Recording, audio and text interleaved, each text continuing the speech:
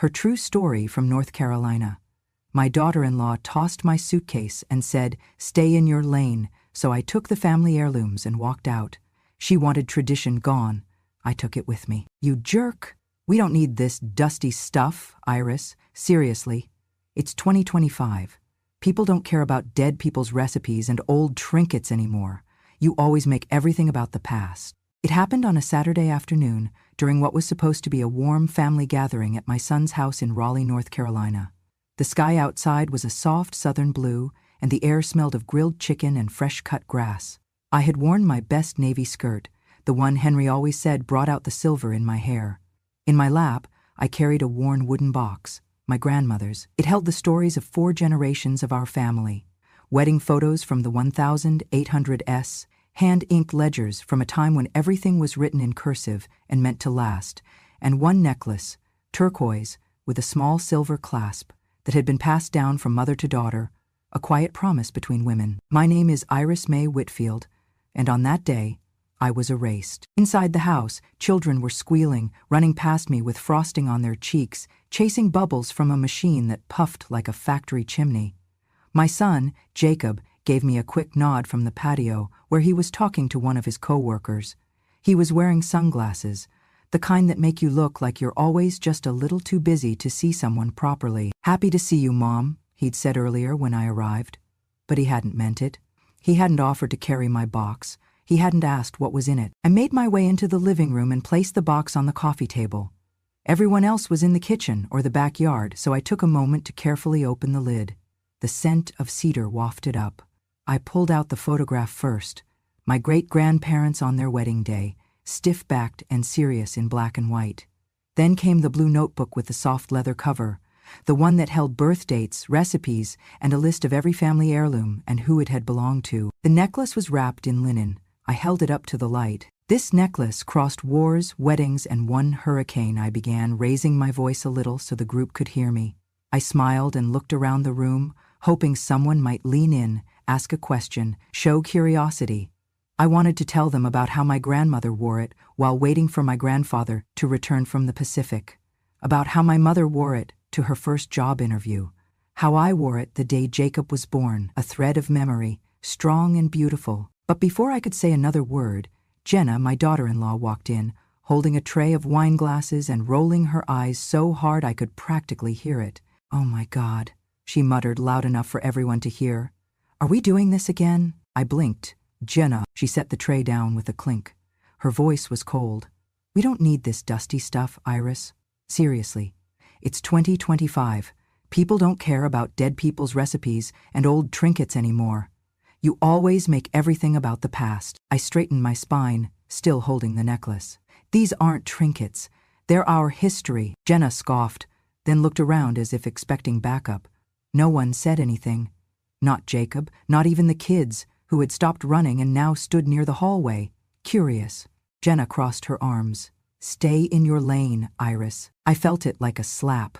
The weight of those words landed hard and sharp. My heart fluttered, but I kept my face still. "Excuse me?" I said softly. She didn't even flinch. "You come in here with that box every holiday, trying to make everyone feel guilty or nostalgic or whatever. We're not living in the 1900s anymore. No one cares about your pearls of wisdom or your old casserole dish or whatever you're trying to hand down." I glanced at Jacob, hoping he would say something, anything, but he just looked at his shoes. He looked like a child again, like the boy who once gave me a lopsided macaroni necklace and told me I was his favorite person in the world. That boy would have defended me. This man, he just stood there. I did not cry. Instead, I looked down at the box. With trembling fingers, I began to repack each item. The photos, the notebook, the necklace, wrapped again in linen. I placed them gently, reverently.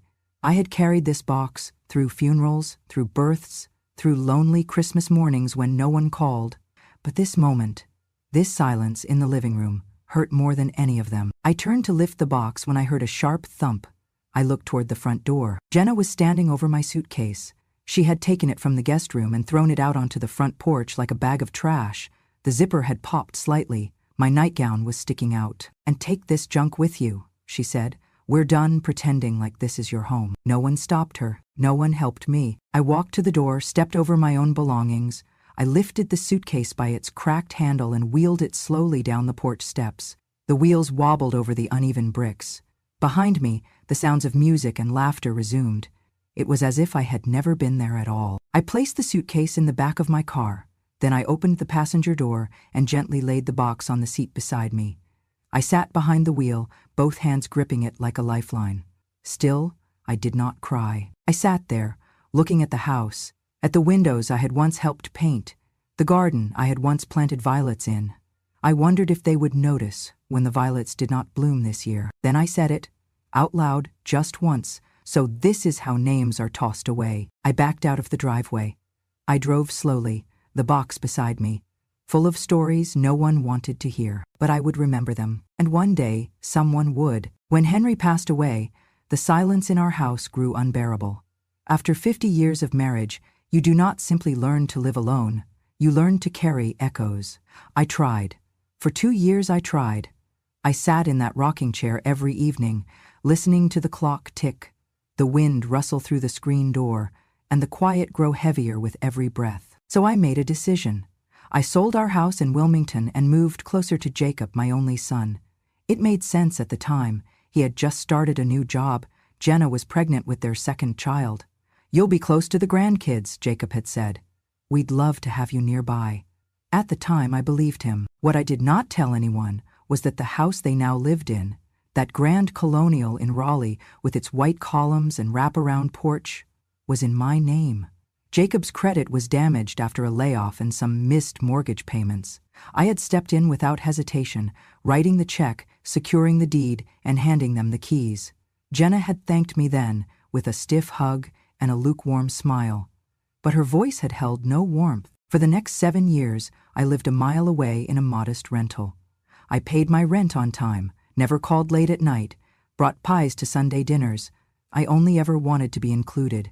I was not expecting medals or tributes, just a seat at the table. But slowly, my presence became background noise. That wooden box I brought with me that Saturday, it was not just a collection of heirlooms. It was a small museum of my love and labor. The ink pen was Henry's, used to sign the loan papers for our first home. He used to joke that the pen had more power than his own handshake. The embroidered handkerchiefs were mine, stitched during quiet winters when television bored me and my fingers itched to create something meaningful. And the wedding hand towels? I made them by hand, for Jenna. During her first Christmas in the family, I had spent weeks picking out the right thread, ivory and soft gold, her favorite. I sewed her initials into the corner, along with the date of their wedding. She had unwrapped them slowly, said thanks, and set them aside like a receipt she would never file. But my proudest gift was the wedding dress. I had sat at the foot of the guest bed in my old house, hours at a time, sewing lace trim onto that delicate ivory satin. I stayed up late into the night, hemming the skirt while the house was quiet, my hands working as if guided by memory and prayer. Jenna had chosen a different gown in the end, one from a boutique downtown, but I had kept the dress I made. I never said a word about it. That dress now sits folded at the bottom of the cedar chest, yellowed slightly at the edges maybe, but still intact, still waiting. All of these things, my pen, my cloth, my memories, had become junk. As I sat alone that night, in the quiet of my apartment, I unpacked the box again. I laid each piece out on the coffee table and tried to remember the moment I had first touched them. Not because they were valuable in money, but because they were valuable in meaning. They carried fingerprints, laughter, and the softness of decades. But now, all of it had become a burden. That was the word I could not shake. A burden. I thought back to Jenna's eyes when she said it, how she looked through me, not at me. How she had dismissed not just my things, but everything I had ever tried to pass on. That necklace? Dusty. My photos? Creepy. My stories? Too long. What she saw as clutter was to me continuity. What she called sentimental nonsense was the only way I knew to say, "I love you," after the people who used to say it to me were gone. But that night, as I sat surrounded by the physical proof of a life once cherished, I finally admitted something to myself. In their eyes, I was not the family matriarch. I was the storage closet. I was the one they smiled at to be polite, then rolled their eyes behind. I was the woman who paid for the house but was never invited to pick the paint color. I was the ghost who came to dinner, who asked too many questions, who always had one story too many. I clutched the pen in my hand and stared at the photograph of Henry in his Navy uniform, and I whispered the question out loud. When did I stop being welcome? There was no answer, of course. Just the buzz of the refrigerator, the hum of the heater, and the echo of a door that had closed long before it ever slammed. They had mistaken my softness for weakness, and I had mistaken proximity for belonging. But that night, I began to see things clearly. If my stories no longer had a place in their world, then perhaps my presence no longer needed to orbit theirs. I would not beg to be heard. I would not shrink myself to fit into a space that now felt like a shrinking box. They called my memories clutter. They called my treasures junk.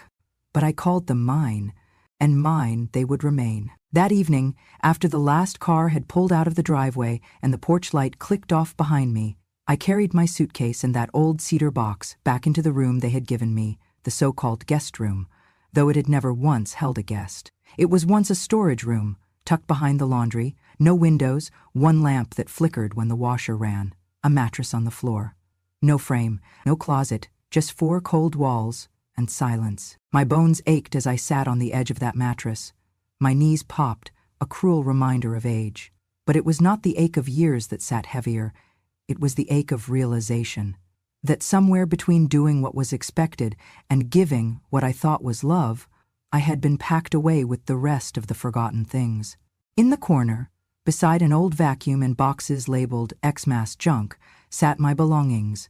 My hand-stitched quilt, now covered in lint, the porcelain bowl from my mother's pantry, cracked and carelessly stuffed in a bag, the box of letters Henry wrote during the war, tossed under a broken coat rack like receipts no one wanted to keep. I sat there a long time. Then I reached for the small cardboard file box tucked beneath my cedar chest, the one with the neatly labeled manila folders, all in my handwriting. I opened it slowly, pulling out the folder marked Raleigh Property, Deed and Title. I ran my fingers over the first page, the original contract. My name, Iris M. Callahan, in print and in ink. The notary seal still visible. I flipped through the rest, property tax records, payment confirmations, repair invoices. My signature appeared again and again, 50%. That is what the agreement stated. 50% still belonged to me. I had paid the down payment, helped with the second mortgage, paid for the new roof when the hailstorm hit 3 winters ago. I had done all of it quietly, gladly. A mother's love, I told myself. The plan had always been simple. Once things settled, once I was sure Jacob could handle the finances, I would sign over my portion of the house, a final gift, something to help them feel secure, to give the children a home that could not be taken away. The documents for the transfer were ready, tucked in an envelope marked, "To be notarized."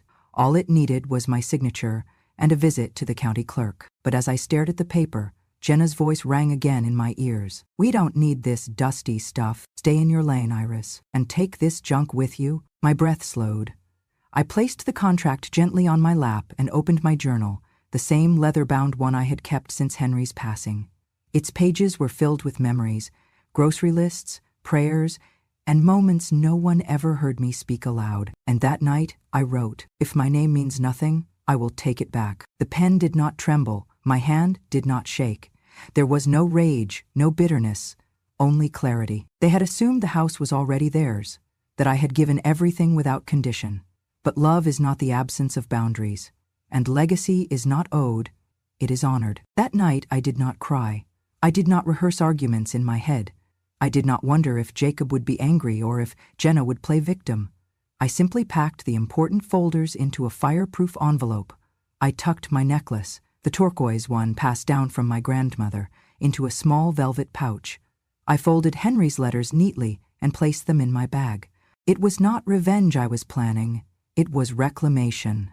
The next morning, I called First Carolina Trust and scheduled a meeting.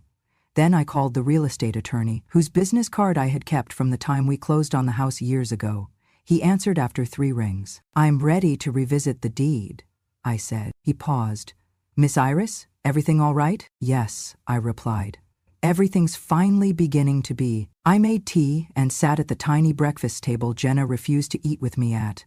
Across the room, family photos lined the wall, smiling faces, holidays, baby birthdays, none with me in them. That afternoon I began to pack, not in panic, not in haste, but with purpose. I folded my quilt, this time gently.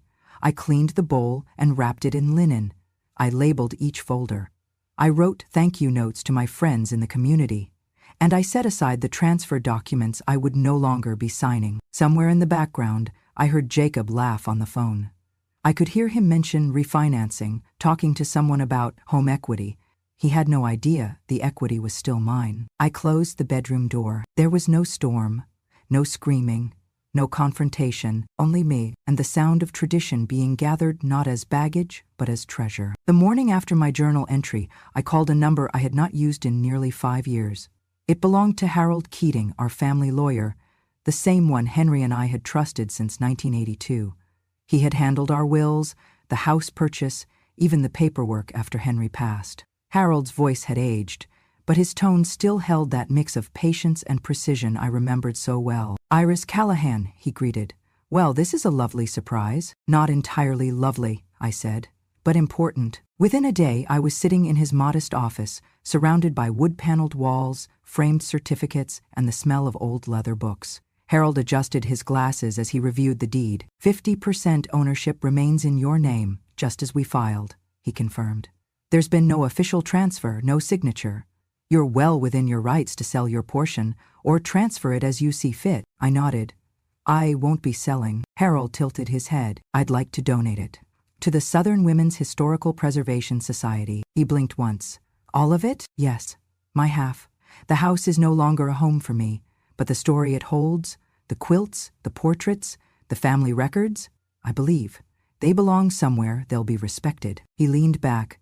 That's a powerful gesture. No, I said. It's protection from being erased. The paperwork took time, meetings with the Society's archivist, a formal evaluation of the items I planned to transfer, my great-grandmother's wedding bowl, the embroidered sampler from 1910, a Bible with handwritten family records dating back to 1874, even the photo of my mother in her garden apron, holding a pie and grinning like the sun. It was the only photo that had ever hung in our dining room until Jenna decorated. Each Saturday morning for the next 3 weeks, I made quiet trips to the state library and the local preservation office, carrying bundles wrapped in linen, protected in boxes and cloth bags. No one noticed. Jacob was too busy with refinancing calls, and Jenna had started working from a co-working cafe downtown. No one asked where I was going, and I never offered an explanation. I wore gloves each time I packed something. I labeled everything in cursive.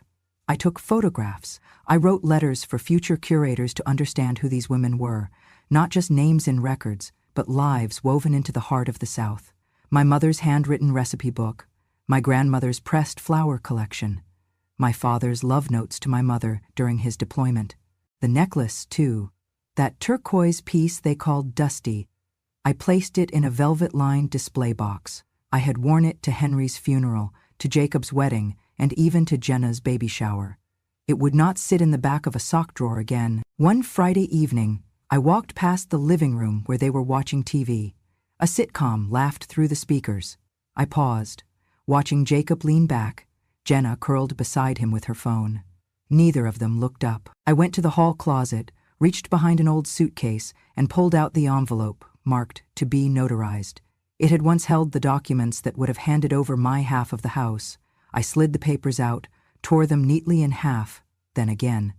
I dropped the pieces in the fireplace, watched them curl into ash. The next morning, I returned to Harold's office to sign the transfer. He placed the final form in front of me, the logo of the Preservation Society in the top corner. "Are you sure?" he asked. I smiled. "Absolutely." My pen didn't hesitate. I wrote my name slowly, letting the ink sink deep into the page. When I dotted the I and Iris, I felt something shift, like dust lifting off a memory. "She wanted it gone," I said aloud as I set the pen down. "Now it's beyond her reach." Harold looked up. "Pardon?" "Nothing," I said, just marking the moment. That afternoon, I visited the preservation office one final time, bringing the last box, the original family tree scroll, sewn onto muslin by my great-great-aunt. The archivist unrolled it across a wide wooden table, her breath catching. "This is incredible," she whispered. "You're giving this to us?" I nodded. "I'm giving it to history. Because someone tried to throw it away." She placed her hand over mine. "We will honor it. And you." That night, I returned home quietly. The lights were off in the kitchen. A half-eaten pizza sat on the counter. I walked past it, past the photo wall, still devoid of me, and closed the door to my room. I placed my journal on the desk and wrote. Imai took my place in the house, so I gave my name to the future. I slept soundly. The decision had been made. It was the last Friday of October. The air had that crispness North Carolina brings just before the leaves give up completely. I imagined they were all gathered at the house that evening. Jacob, Jenna, the kids, maybe even Travis, my nephew. A dinner like so many others I had quietly cooked for in years past, only now served without the woman who once set the table. I was not invited, and for the first time, I had not waited by the window wondering if they had forgotten. I was far away by then, sitting on a screened porch with a warm blanket across my lap and a cup of cinnamon tea in hand. From my chair, I could see the orange blush of the lake reflecting the sky. Peace made no sound, but it filled every inch of me. Back at the house, I knew they would feel something different. An empty chair, a colder silence. My absence, finally noticed, not because it was inconvenient, but because it had grown permanent. I later heard that Jenna had rolled her eyes halfway through dessert. "She'll come crawling back," she had said over pumpkin pie. "Old people don't have options." Jacob had not replied. I wondered if he felt the same certainty as she did, or if something inside him had already begun to unravel. It was Travis, my nephew, who finally said aloud what no one else dared to admit. "Has anyone actually heard from her?" He had sent me 2 messages the week before, one asking how I was, and the other more concerned. Did something happen with Jenna? I had not replied. I had nothing left to explain. Over the next few days, they asked around town. Mrs. Porter at the pharmacy hadn't seen me. Neither had the Sunday school ladies or the librarian. My room at the house remained untouched, save for the layer of dust they never noticed building behind the boxes. Jenna started to worry, but only because she thought it would reflect poorly on them. What if something happened? What if she wandered off? But she knew, deep down, I had not wandered. I had walked. With purpose. A week after that dinner, a brown paper parcel arrived on their porch, addressed in careful cursive. Jacob opened it while Jenna stood behind him with folded arms. Inside, wrapped in linen, was a single envelope. Jacob read it aloud. "I gave you a home.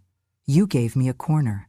Now I give myself the rest of the world." There was no return address, no phone number, no sign of where I had gone.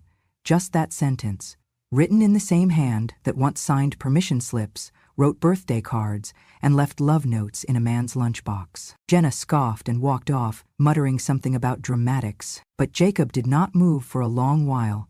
He sat on the edge of the kitchen chair, the letter resting in his lap, like a truth he had waited too long to hear. He called me that night.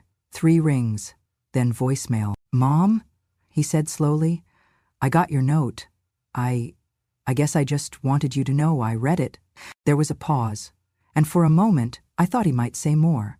But the call ended, and so did whatever urge he had to undo years in one message. He did not call again. No one did. I was no longer missing.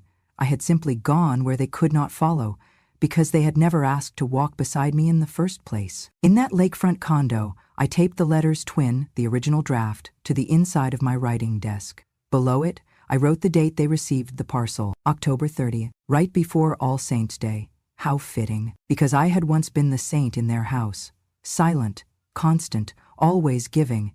But saints cannot live forever in closets and corners. They deserve altars, or at the very least, freedom. And so I kept mine. They kept nothing. My new apartment sits just 2 blocks from the State Library of North Carolina. It is small, 2 rooms and a kitchenette, but every window lets in the morning sun, and the walls are quiet. Quiet in the good way. No one shouts across them, no one slams doors, no one tells me what lane to stay in. The library helped me settle in. After I transferred ownership of the Heirlooms and land share to the Historical Society, they arranged temporary housing and offered me a chance to volunteer. At first I declined. I was tired, more tired than I even realized.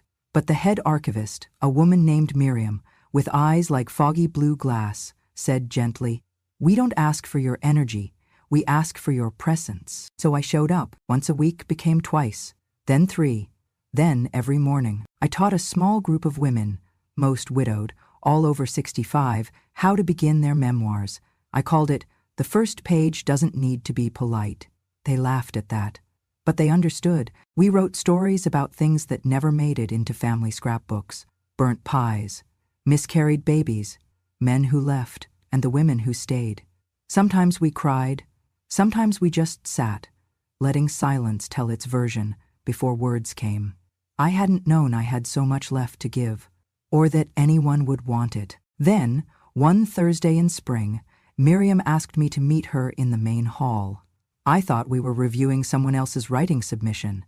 Instead, she handed me a printed invitation. Outside Women in Time, grand opening, Saturday, 5 p.m. Special guest, Iris May Dalton. I stared at my name like it was stitched on a coat I had not worn in years. "What is this?" I asked. Miriam smiled. "Your story belongs in more than one drawer." I arrived that Saturday an hour early. My hands trembled, but I wore the pale blue blouse with pearl buttons, one of the few things I had kept.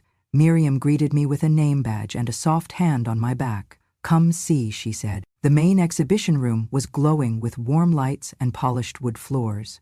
At the center, inside a glass case, were my things.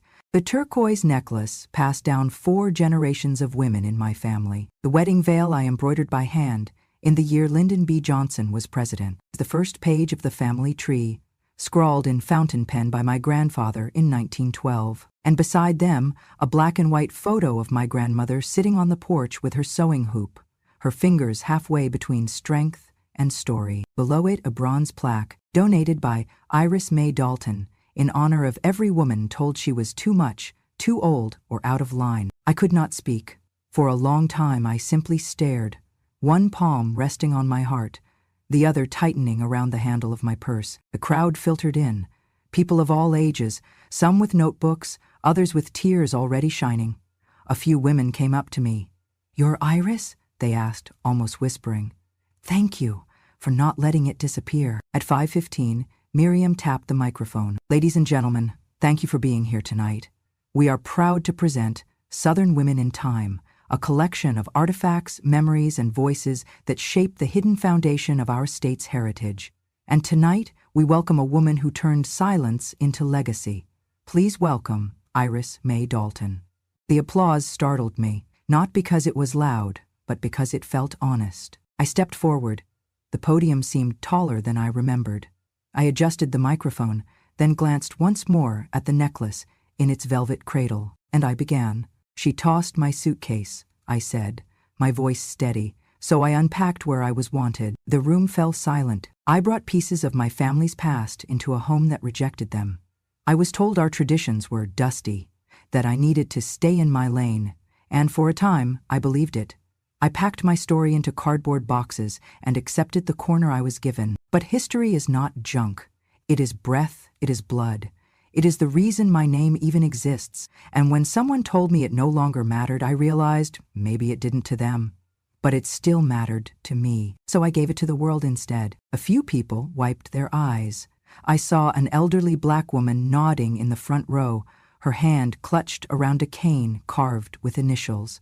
A teenage girl beside her recorded everything on her phone. "I didn't come here tonight to talk about revenge," I continued. "This is not a story about payback. This is a story about worth. Mine, yours, every woman whose voice was set aside for the sake of comfort or convenience." I stepped away from the podium and they clapped again. I did not cry. I had already cried in private, in the dark, in the passenger seat of that taxi when I left. This was not a moment for tears. This was a moment for being seen. After the speech, someone brought me a plate of fruit and tea. I sat at the edge of the room, watching young women lean in to read the family tree. One child pointed at the necklace and whispered, "It's like something a queen would wear." No child in my family had ever said that, and I smiled, because that night I was no one's burden. I was history, remembered. They came on a Thursday morning. I saw them through the front glass doors of the library. Jenna in a sharp white blazer, like she was walking into court, and Travis, trailing behind, with his hands stuffed in his coat pockets, his eyes down. Miriam looked over at me from the front desk. "Friends of yours?" she asked. I closed the book I had been cataloging. "Something like that." They did not make an appointment. Jenna marched straight to the main hall and stopped in front of the glass exhibit where the necklace lay nestled beside my grandmother's veil. I followed a few steps behind, silent. "This is ours," she said, loud enough for everyone nearby to hear. "These are family items, private property." Miriam approached her gently. "I'm sorry, ma'am. All of these items were legally donated by Ms. Iris Dalton. We have the documents on file. You're welcome to review the public record, but they're part of the state archive now." "You're lying," Jenna hissed. "My husband is her son. We deserve these back." "She's been manipulated." Travis said nothing. He just kept looking at the necklace, like he was trying to remember what it used to mean. I stepped forward, my voice calm. "No one manipulated me. You just never asked what mattered to me." Jenna spun around. "You're seriously okay with strangers gawking at our family, turning our history into some museum attraction?" I smiled, gently, but without apology. History only becomes history when the living forget to honor it. I offered it to the people who remembered how. That afternoon, the local news picked up the story. North Carolina woman donates family heirlooms to public exhibit, sparks family feud. I refused interviews at first, but when I saw Jenna on social media claiming I had been coerced and manipulated in her old age by liberal institutions, I agreed to speak. The reporter was polite, a young woman, maybe in her 30s. She asked careful questions. I answered plainly. "I wasn't coerced," I told her. "I was erased, piece by piece, until I chose to leave and give myself to a place where stories are preserved, not dismissed." She leaned in. "Do you regret giving up your inheritance?" I laughed softly. They never wanted it. Not really. They wanted what it represented. Control, legacy, something to call theirs without the burden of gratitude. "And what would you say to those who think tradition should stay in the family?" I paused, looked directly at the camera. "Tradition isn't inherited," I said. "It's honored." And they never honored it. The clip went viral overnight. Thousands of comments poured in, some scolding, many supportive. Elderly women from across the country wrote letters to the library addressed simply to Ms. Iris, the woman who chose dignity. One man even emailed to say the story reminded him to take his mother's stories seriously before it was too late. I never responded to Jenna's online outbursts. She called me bitter, said I ruined her chance to give meaning to her children, but I had given them meaning. She just did not like the way it skipped her hands and landed in mine. A week after the interview aired, Travis came to see me alone. He did not bring flowers or apologies, just sat on the bench outside the library while I ate my lunch. "I didn't know you were hurting that much," he said. I looked at him. "My son, my only child." "I told you," I said gently. "You just stopped hearing me." He nodded, looked away. "So it's all gone?" "No," I said. "It's all where it belongs." He did not argue. He stood, gave a soft nod, and walked away. And I watched him go without bitterness. Some stories don't need revenge, just a place to rest. It was a sunny Saturday in late spring when the library staff hosted my 80th birthday. I had not asked for it, they insisted. "Mrs. Iris," Miriam said, "you gave us a legacy. Let us give you a little celebration." They decorated the lecture hall with garlands of pressed lavender and old photographs, some mine, some donated by other women who had joined the Southern History Project since it began. On the main wall hung a framed quote in calligraphy: "What you do not preserve will vanish without memory." People came, a lot of people, more than I ever expected. Former students from my memoir class, volunteers from the museum. A local high school brought 2 classrooms worth of history students to sketch artifacts from our exhibition. One little girl wore a brooch, she said, reminded her of the turquoise lady. That made me laugh. Travis was not there. Jenna certainly was not. But the absence no longer stung. I had already made peace with the silence. Instead, I sat with the living. At one point, they handed me the microphone and asked me to read something from my memoir in progress. I had prepared nothing, so I pulled a folded sheet of paper from my coat pocket, a piece I had written one afternoon while sipping tea and watching a little boy chase pigeons through the courtyard. I cleared my throat. "Legacy isn't what you leave behind," I began. It's what you carry forward.